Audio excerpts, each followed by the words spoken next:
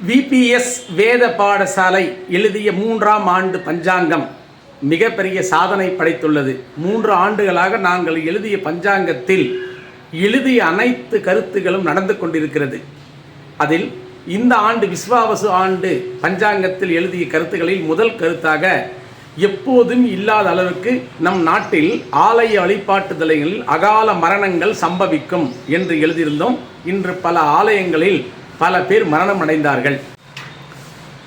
பார்லமெண்டில் புதிதாக கொண்டு வரும் சட்ட மசோதாக்களில் கூட சில கருத்துக்களை நாங்கள் எழுதியதுதான் நடந்து கொண்டிருக்கிறது.